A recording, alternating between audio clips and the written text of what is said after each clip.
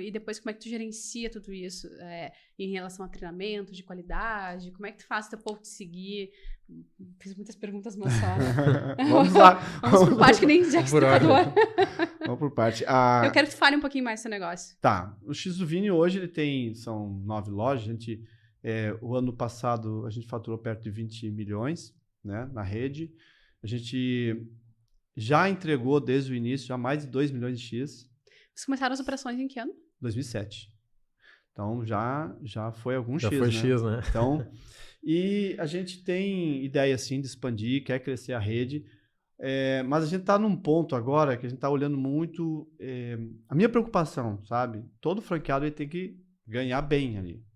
Tem que funcionar bem. Isso é importante. Porque se ele não crescer, não ganhar dinheiro com o negócio, ele não vai crescer a rede. Então, a gente está estruturando algumas coisas, já desde o ano passado a gente está estruturando, para melhorar isso, né? E aí tem toda a parte de olhar para dentro, olhar os processos, revisar. Isso a gente está fazendo. Para depois a gente ir com mais pegada, né? Então a gente vai, mas vai com calma agora, por enquanto. Então, tanto que está abrindo a segunda e é um próprio franqueado que está abrindo. Então, Legal, significa que se ele abriu a segunda loja é porque é bom. Gostou. Ele não ia abrir uma segunda loja se fosse ruim. Passar trabalho.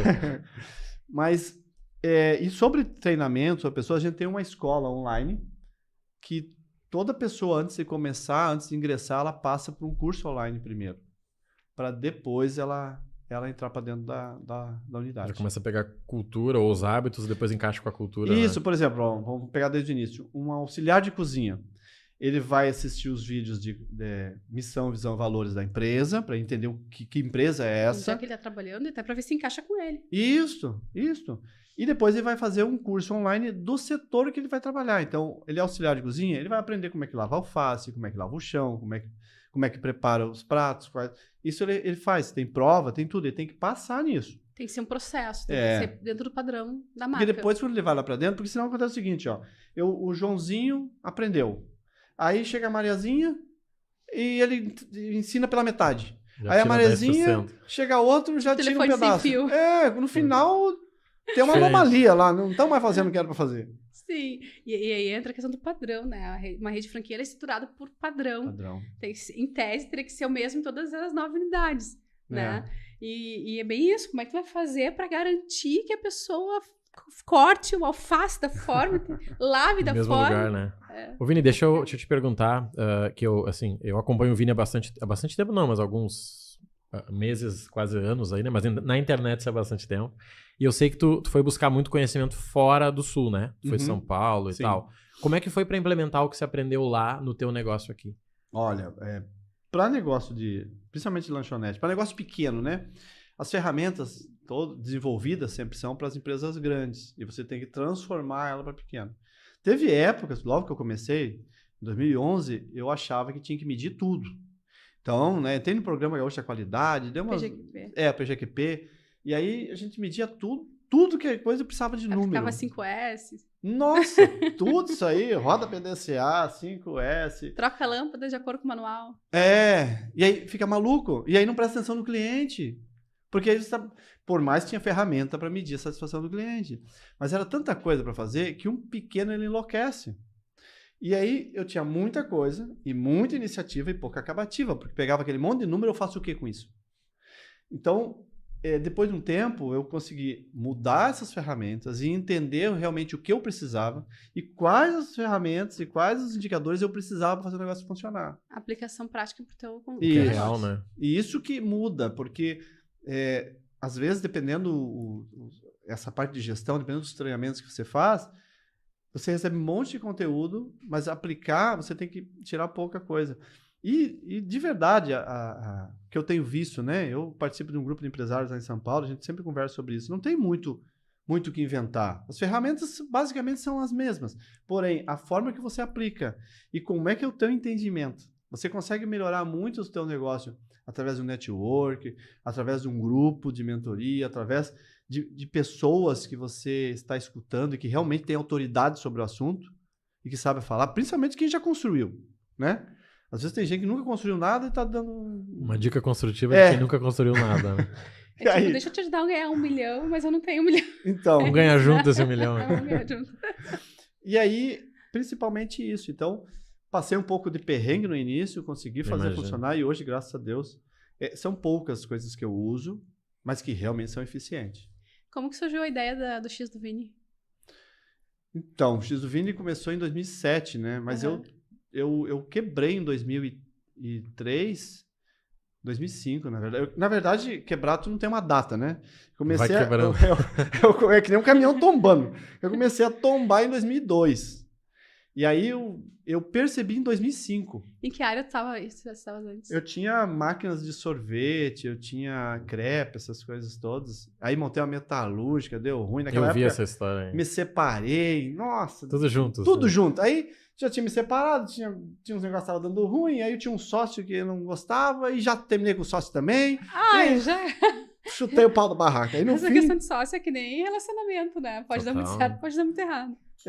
Depende de como é que você coloca, né? Desde o início. Ali já não tinha um regramento. E aí, foi que em 2005, quando eu percebi... E assim, o mais difícil quando quebra é perceber. Quando admitir você quebrou. Pra si mesmo, né? Pra família, pros amigos, pra sociedade em geral. Mas eu ainda acho que o difícil é você saber que quebrou. Uhum. E quando é que eu percebi? Quando eu entrei na farmácia para comprar um remédio para dor de cabeça, uma aspirina, e eu não tinha para pagar. Eu não tinha cartão de crédito, não tinha cheque, não tinha nada. Aí eu fui parar e pensar, meu Deus, o que eu tô fazendo com a minha vida? Cadê o dinheiro? Sim, porque tu passa uma vida inteira empreendendo e é interessante... Passando mais trabalho que outras pessoas, né? Eu costumo falar isso, né? E sim, eu costumo falar muito isso. A gente que empreende, a gente paga as contas no final de mês. Todo mundo fica faceiro. E quando tu vai ver, tu... Não, você não botou nada no bolso, né? E olha que isso quando fica no vermelho. Isso é padrão? É padrão não, né? Muita gente tem. Muita gente. Olha, eu conheço muitos. Aí vem muito direct pra mim e pergunta, Vini, mas olha, não sei como é que resolve esse negócio aqui. Eu trabalho, não sei quanto eu ganho. Não sobra nada? Sim. Entende? Então, e trabalha, né? Nossa. 18 horas, às vezes, por dia, Sim, né? Principalmente na alimentação, trabalho pra caramba mesmo. Alimentação final de semana. Eu também quero entrar nesse ponto aí. Show. Vini, deixa eu te perguntar uma coisa que é curiosidade até minha, tá? Eu gosto de números. Vamos lá. Eu quero abrir o X do Marrone, tá? Vou abrir o X do Marrone lá em Sapiranga. Pra ter acesso a esse conhecimento que tu teve, tá? Vamos pensar assim do zero no que tu fez. Eu gastaria mais ou menos quanto? Cara, não faço nem ideia, porque tu vai ter que fazer muita Tem que coisa. somar, né? Tem que somar, porque... Agora tu fez uma pergunta que me pegou, hein? Mas tu vai ver a próxima, então.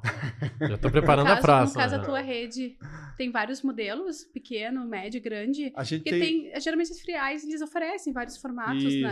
Às vezes uma quadra inteira, às vezes um quiosque na esquina. A gente testou um modelo novo, foi o modelo de delivery, só delivery, mas não deu certo. A gente sempre vai criar um modelo, a gente mesmo Isso é legal, aplica, né? para não deixar o franqueado perdido nisso. Então, não deu muito certo, né? Os dois modelos que a gente fez. Fizeram isso para justamente vir com investimento mais em conta para o porque era 100 mil o investimento para poder fazer. Hoje, uma loja nossa custa 600 mil. Tem respondido a tua pergunta. Interessante, né? Se você quer abrir um X do Vini. Agora, se você quer abrir um X do Marrone, aí é um investimento em treinamento para aprender a fazer. E acho que é o que leva mais... Não é nem que leva tempo, mas é que dói, né? Você bater errar, cabeça, né? Isso. E às vezes o cara não tem idade. Essa é a vantagem da franquia. A experiência que tu já compra, que tu já adquire junto. E o suporte, e a base. E até por ser 10... Porque eu penso assim, ok, 600 mil, ok, é um valor que pra quem tá nesse nível de jogo tá acostumado. Mas o que essa pessoa faria montando o X do Marrone e errando o que tu já errou, ela vai gastar mais de 1 milhão e anos, né? E o risco, né? É isso que eu ia dizer, isso. Se voltar o valor. Se aguentar, esse é 1 milhão, né? Porque pega uma nova pandemia e uma crise no meio do caminho... Não, às vezes a gente cometia muito erro, assim, de processo, qualidade, pessoas. Então, sabe, lidar com isso, uma das coisas que mais pega, assim, para todo mundo. Pessoas. Não sabe lidar com as pessoas, não sabe como faz para avaliar, como faz para organizar, não tem os processos definidos, então faz o quê? Você acaba custando caro. Quanto custa uma demissão? Quanto custa uma trabalhista?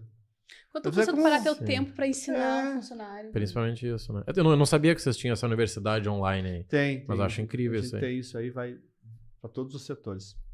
Isso facilita Vini, muito. Deixa eu fazer uma pergunta aí. Tu disseste, quebrou em 2000, começou a tombar em 2012, quebrou em 2005, e aí tu foi inventar de entrar no ramo da gastronomia. Eu sempre trabalhei no alimento.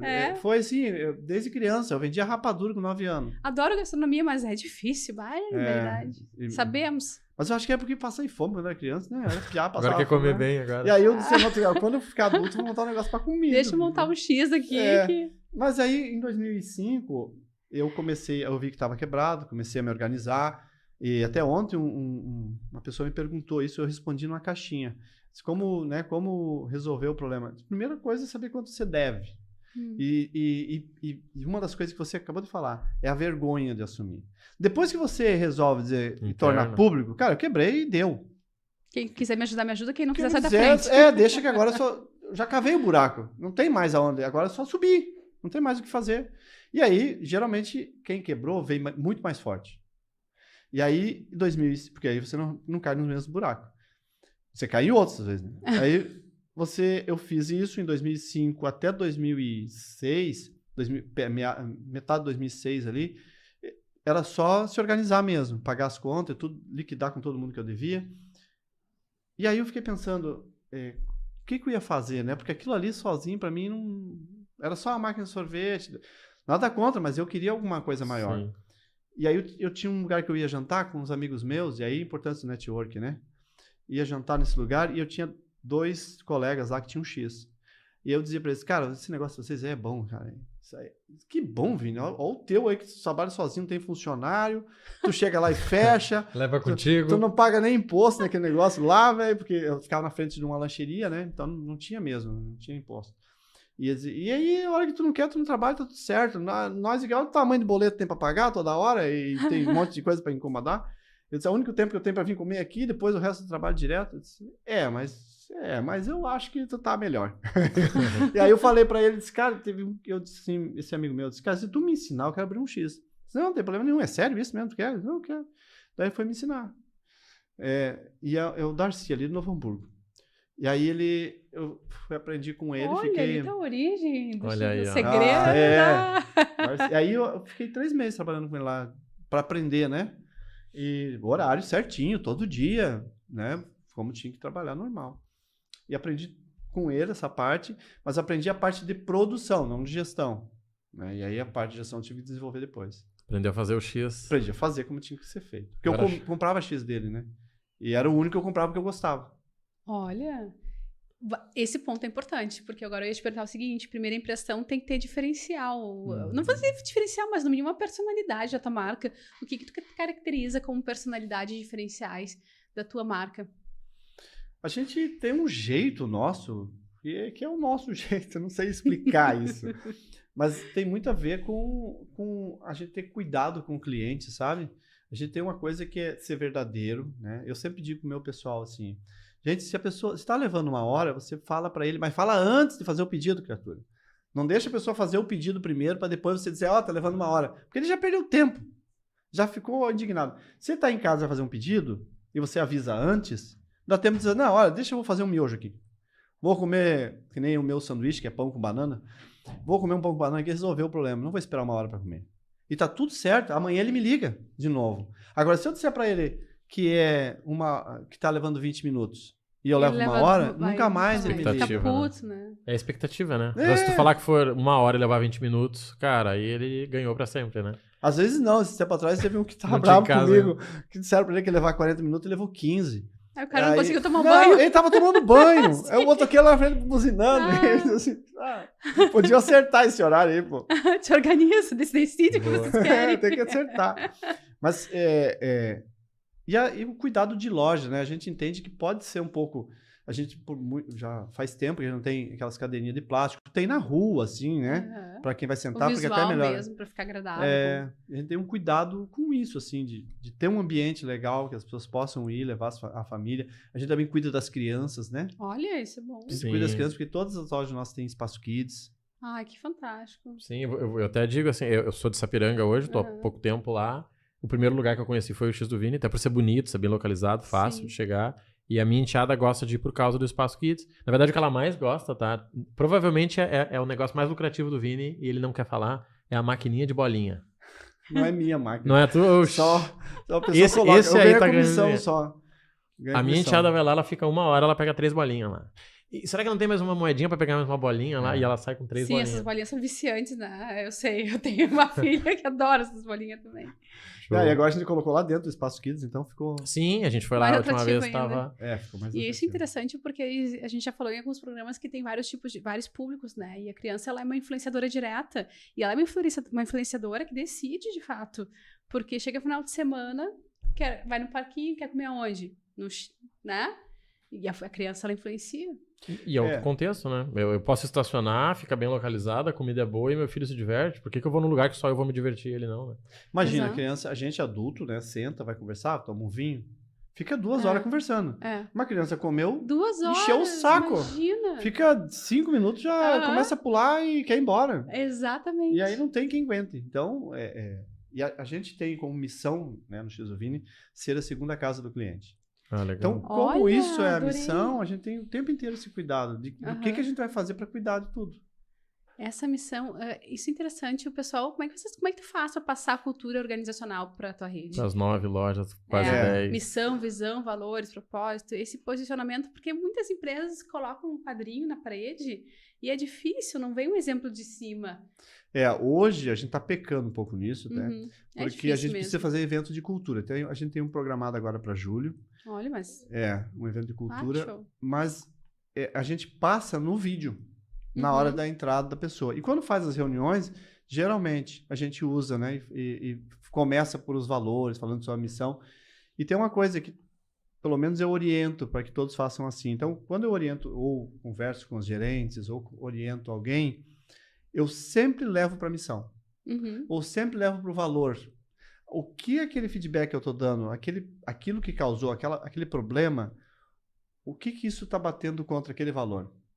Então, às vezes eu tenho que falar para um garçom que fez um atendimento, deu um problema, entendeu mal. Eu disse, olha só, isso que você fez. É como se fosse tu atender alguém na tua casa, trazer a pessoa para dentro de casa. E aí você, por exemplo, assim, esse tempo atrás aconteceu. E não tem como, acontece, são seres humanos. Acho que alguém falou alguma coisa dos 2 garçons e alguém meio que... Retrucou, né? Retrucou, ficou mais alto, né? Deu para ver. Aí eu disse assim, gente, olha só, onde é que se viu isso? Porque em casa, se você vem uma visita, você não vai fazer isso na frente da visita. E aqui, é isso que está acontecendo. Você também não pode fazer. Nunca mais teve esse problema lá. Tu usa como norteador. Porque nem sempre teus funcionários vão ter resposta para tudo na hora. Mas pelo menos eles têm que ter um feeling. Tem uma baliza, né? Eu acho muito legal assim, porque errar o cara sabe que vai. Na verdade, aquele funcionário que não erra, geralmente é o que não faz nada. Ele fica no meio campo assim, ó. Verdade. Né? Eu não sou o melhor, não sou o pior, ninguém me olha. Tipo futebol. Né? Ele fica ali. Só que se o cara errou baseado no princípio, no valor, cara, ele tem uma justificativa. Não, que na minha casa eu faria assim, opa, peraí, vamos fazer o seguinte, aqui você não faz, mas eu gostei da tua atitude, apesar de ter sido errado. Porque às vezes o cara erra por desatenção, né? Ou porque ele não quer mais estar ali. Por não saber mesmo. Às vezes não sabe, as pessoas erram porque não sabem, porque não foi explicado, não foi dito. E assim, eu sempre digo, se você vai ter que decidir uma coisa, não tem um superior para ajudar a decidir nessa hora, você tem que ir pelo valor. Nós temos um valor, o primeiro valor nosso é encantamento. Então, se o valor primeiro é encantamento, se você vai ter que dar uma água mineral para a pessoa, porque ele reclamou, dá? Você tá indo a favor do valor. Você não está tendo um problema, porque na hora que você vai... eu fiz isso e vai ter que defender o que você fez, você foi a favor de um valor.